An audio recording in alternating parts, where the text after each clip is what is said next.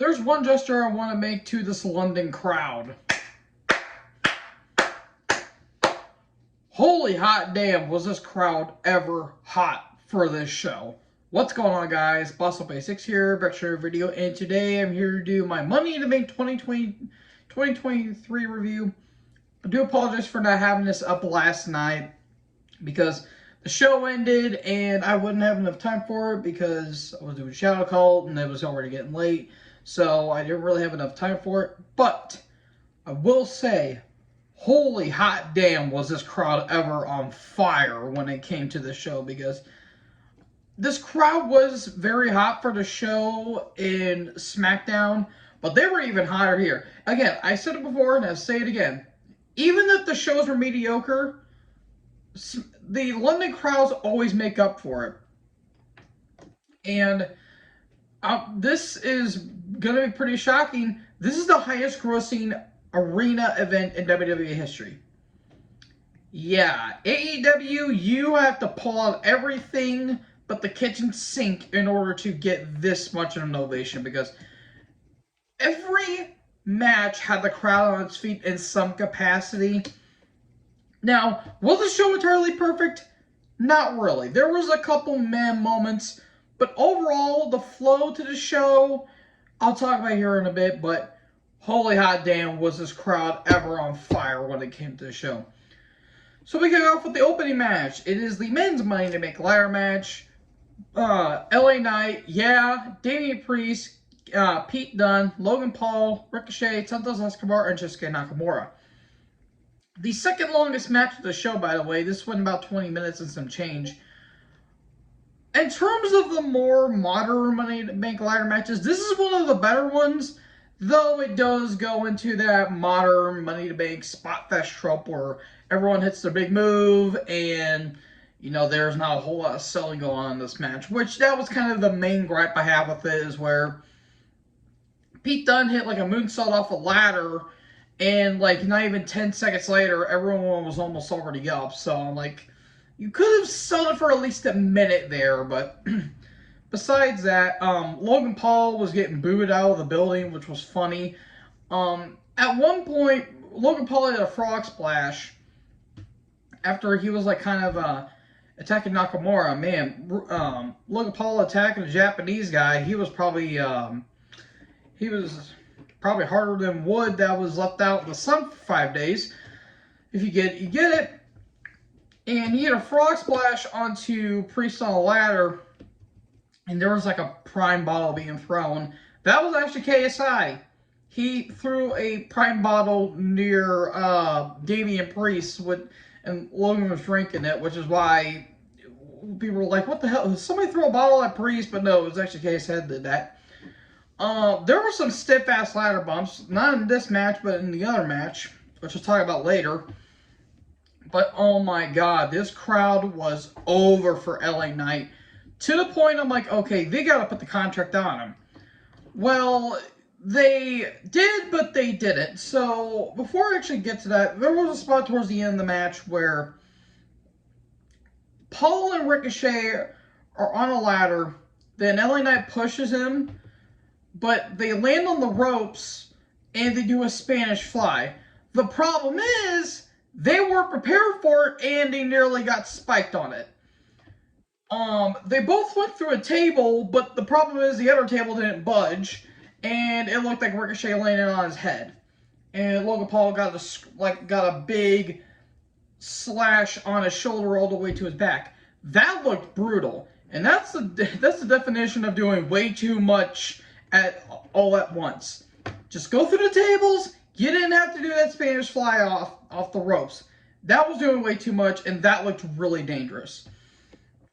And then also, Pete Dunne took a really stiff ladder bump as well. And I also liked the Santos face paint, which I thought was like a weird mask. It was actually some Aztec face paint, which is some kind of cultural thing that goes on in Mexico. So I thought that was pretty cool as well. But then we get to the end of the match where you think LA Knight's going to win because the Hard Cam's looking at him. All of a sudden, Damian Priest shows up out of nowhere. Broken Arrow off the top. And Damian Priest is Mr. Money in the Bank. That crowd was not happy about it. I wasn't initially at first, because I'm like, well, what do you do with Knight now? Because they had all the momentum in the world, and you felt like they dropped the ball. Here's why they did that. Because Priest is not done for the rest of the night. And I'll tell you about that later. Meanwhile, LA Knight is so over. Giving him the money to make briefcase, that would have been too obvious. So they kind of just flipped the script on us and be like, okay, Priest is actually going to win, while LA Knight, he's probably going to just turn him face, have him face Theory for the U.S. title, have Knight win the U.S. title, and then eventually he could probably win the world title at some point, and have him go over in the biggest way possible. You can do that. Meanwhile, I'm going to talk about Priest here later. You can have Priest do his thing with the Judgment Day. So yeah, I was a bit upset they didn't put it on Knight, but honestly, Priest kind of deserves it. Just look at what he's done ever since on the main roster. He's got a Mania. He had a Mania match with Bad Bunny. He faced Bad Bunny. He had a U.S. title run, and he's doing all this stuff. He's become the workhorse of the Judgment Day, to say the least. The dude kind of deserves it, in all honesty. So, good ladder match, but it did have those, not like standard modern Money in the Bank ladder match tropes that they would have. But all in all, really good match. So then we get to the women's tag title match, Liv and Raquel versus Ronda and Shayna. It was fine, I guess. I just don't care about Ronda. Shayna, they kind of screwed the pooch with her. And I love Liv, and Raquel is just there.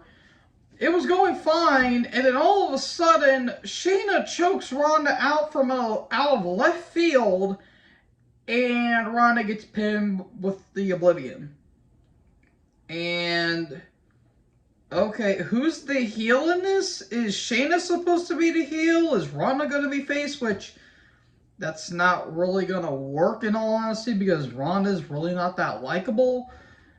I don't know what they're doing here. I don't know, but we have new women's tag champions. So now there's only 3 women there's only 3 teams in the women's tag division. Just scrap the belts.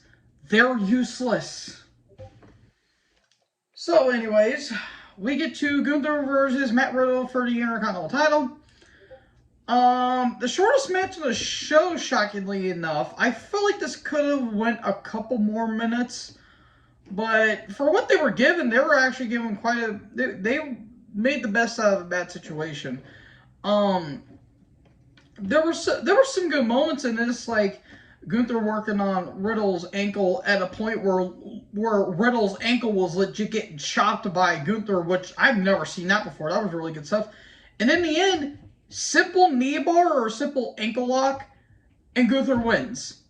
That is how you put an injury over. That was really damn good stuff there.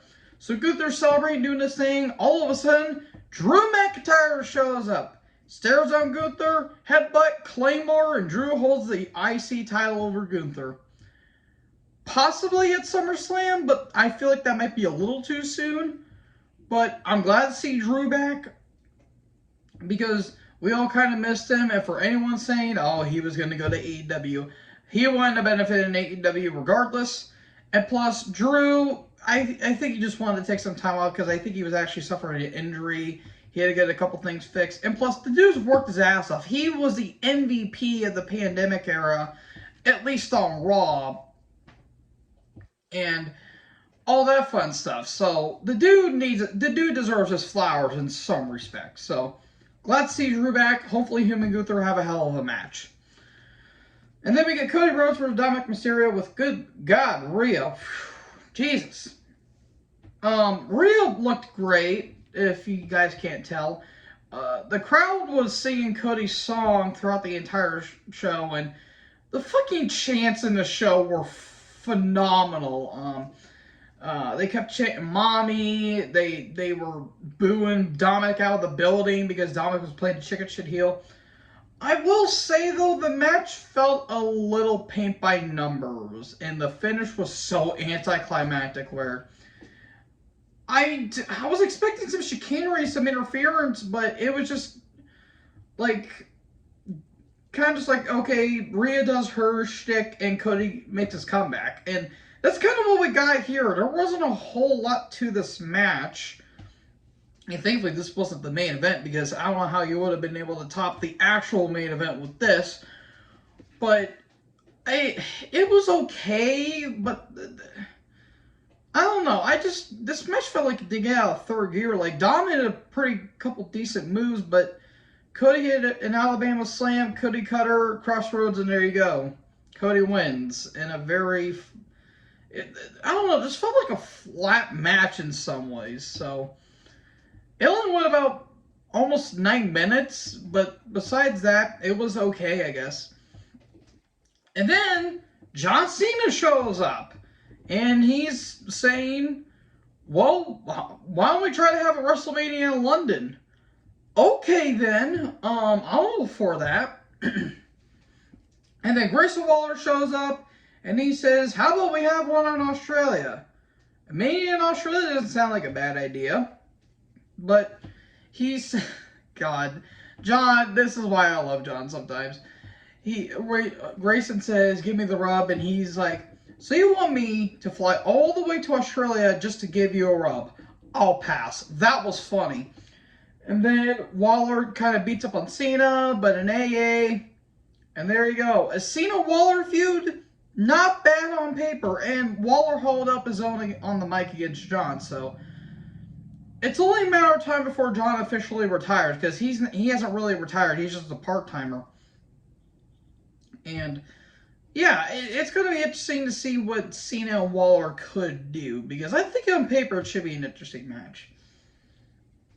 So then we get to the women's Money in the Bank ladder match. Bayley, Becky, Trish, Zelina, Zoe, and Io. Before I get into the match, Samantha Irving, I love you, but God, Jesus, she botched on this one. So Bayley was making her entrance, and I don't know if it's because Michael Cole was talking about how Damian Priest won the ladder match for the Judgment Day, but, damn it, Samantha Irving says, and now, representing the Judgment Day, Bayley. Oh, Samantha, no, honey, no. God, Jesus. And I just saw this on Twitter a few minutes before first I recorded this video, that there was a picture of Priest with his briefcase and Io with hers, and Bayley made a tweet saying, so proud of my teammates. That was funny. So, we get that. And the match itself was fine. It's not the best, but it's not the worst. It was just fine. I did like the story of the Damage Control sideline and Becky, Trish, and Zoe having their scuffle, and Zelina kind of felt like an afterthought in some aspects of the match, but she held up her own. I think the women did the best what they were given. Bayley was just kind of being, annoying and, just kind of being a carrot in some ways, and you get the, hey, Bayley, ooh, that chant, which Bayley was probably smiling on the inside, which that was good. And Trish, first of all, goddamn, she looked great. And second, ooh, she took a stiff-ass ladder bump. Because she got hit with the manhandle slam, and she looked like she died afterwards. Granted, she's in her late 40s, and she's never ran a ladder match, but good Lord, Trish. And I did like that where Zoe got the handcuffs, so you think, uh-oh, she's going to try and handcuff Becky, but nope. Becky turns the table, she disposes of Zoe and Trish. And then Bayley pushes Io off the ladder, and it looks like Bayley is going to win. But then we get a little more scuffle, and then we get to the part where Zelina and Zoe are fighting off the top of the ladder, and out of nowhere, here comes Zelina with the freaking flip-flop, starts beating on Zoe, and then hits a code red where it looked like Zoe she hurt her neck. That looked bad. And Michael Cole, it's called a LaChankla, not a LaChonda. Who's Chandla? Jesus, is that the woman that met at university a few years back? Good Lord.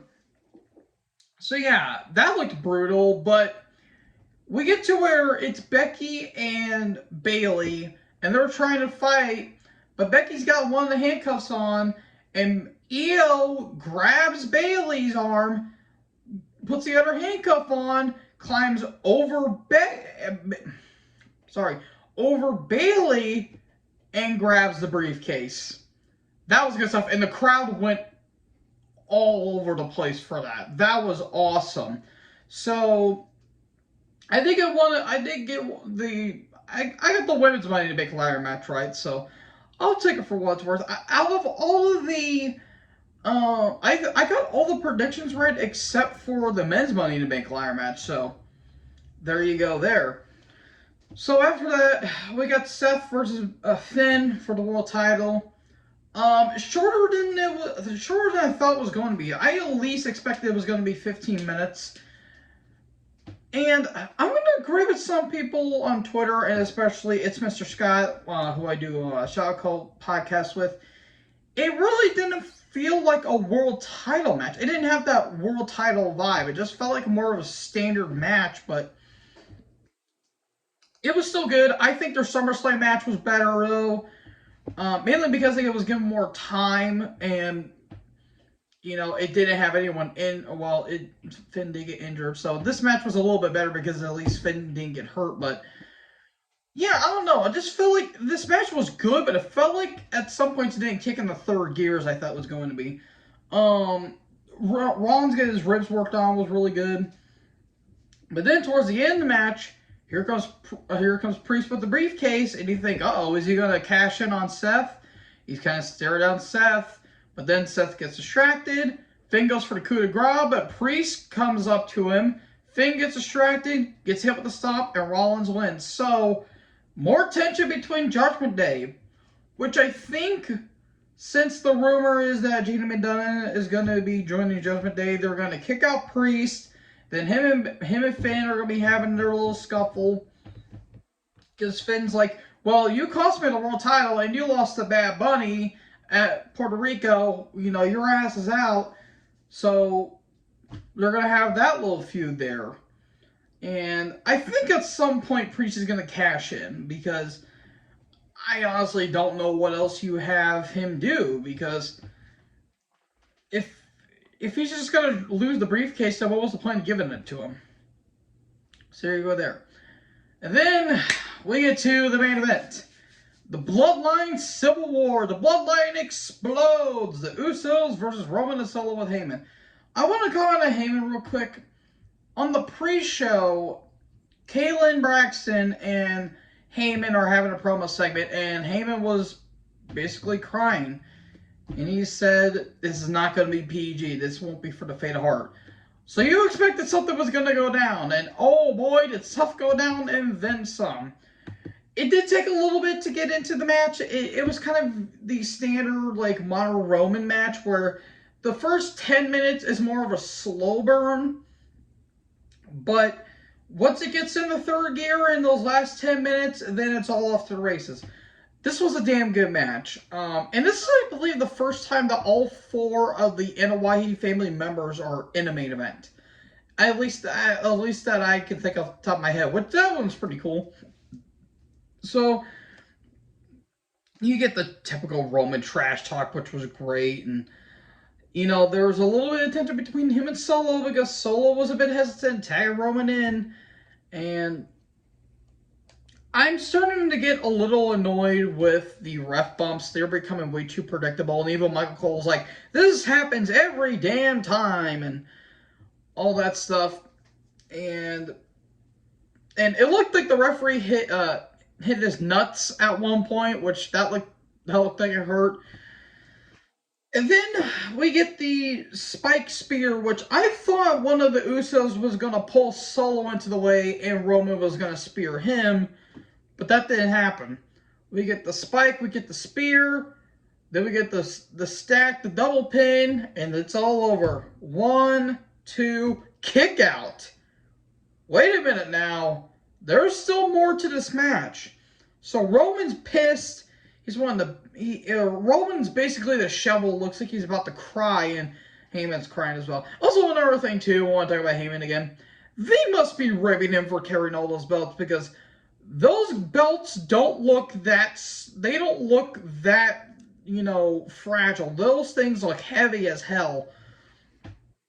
And even the replica belts are pretty heavy too. And it reminds me of when Paul Bearer told the story about how he had to take that big ass urn that weighed like 50 pounds. He had to take it to all the shows, including live shows. God, I miss Paul Bearer. I miss Paul Bearer. So yeah, they must be ribbing Heyman for that. But hey, at least he's probably getting his workout in. So good for you, Paul. So then we have that happening, and Paul's giving his facial expressions, which are great. And Roman doesn't know what to do, so he tells Solo, go hit the splash. Solo hits a splash, but Jimmy moves out of the way. It looked like Solo hit his head on a monitor. Ouch, that looked like that hurt, but Samoan's head are basically made out of rocks, so you really can't damage it. So then Roman and Jay are doing their thing. Super kick, spear. We get the 1, 2, kick out, low blow. And it's kind of a little bit of a revenge for Jay, because when they had their first match at Clash of Champions, Roman did that same thing when Jay hit the splash. And I really love the continuity there. And this is the first time that Roman's been hit with that since Extreme Rules 2021, when he faced Finn for the Universal title. So there you go there. So Roman gets hit with a few super kicks. Way better to Young Bucks, because at least the Usos are actually wrestlers. And I'm so sick and tired. I'm seeing this on Twitter too. People, the difference between the Young Bucks super kick and the Usos super kick, yeah, they may overuse them, but here's the thing. At least the Young Bucks super kick don't feel at least, how do I put this? The Usos don't feel forced. The Young Bucks do. And at least they are putting fucking thumbtacks on their shoe and hitting their opponents with, unlike the Young Bucks. And at least the Usos are actually wrestlers, and this is actually storytelling here. So they do that. They hit the 1D, splash, Jay pins Roman. Roman has not been pinned in almost 4 years. You want to know the last time Roman got pinned? TLC 2019 against Baron Corbin. It's been almost 1,400 days since Roman's been pinned. And now Roman does not look undefeated. He does not look immortal. He looks beatable. And that's probably going to lead to a match between him and Jay. I think Roman's going to get his revenge and beat the shit out of Jay.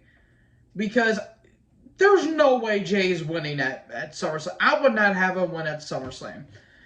If they're going to have a match, I would not put the title on the line. Because honestly, the match really doesn't deserve it. You can have a stipulation, I wouldn't put the title on him. But if it is, then Roman's got to retain. Because, I'm sorry, Jey Uso's not a main eventer. He is not a world title contender, in my personal opinion. That's just me. If you disagree, more the merrier.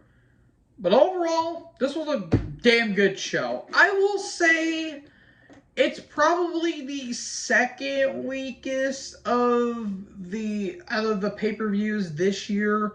Because I still think Elimination Chamber is a little bit weaker than this one. But this was still a really damn good pay-per-view despite its flaws. So, yeah, this went on a bit long. Really didn't intend to be like that. But I did want to go on a little bit of a tangent on a couple things. So, yeah, what do you guys think about this show? And if you were at that show, how was the live experience for you? Because I could certainly tell that crowd was digging every single second of that show. So, let me know in the comment section below what you guys thought about this video. Make sure you guys leave a like, leave a comment, tap that big red subscribe button, and tap the bell so when I upload, you guys will be notified. Thank you guys so much for watching this video. Most importantly, join the herd. Take us next video. Peace out.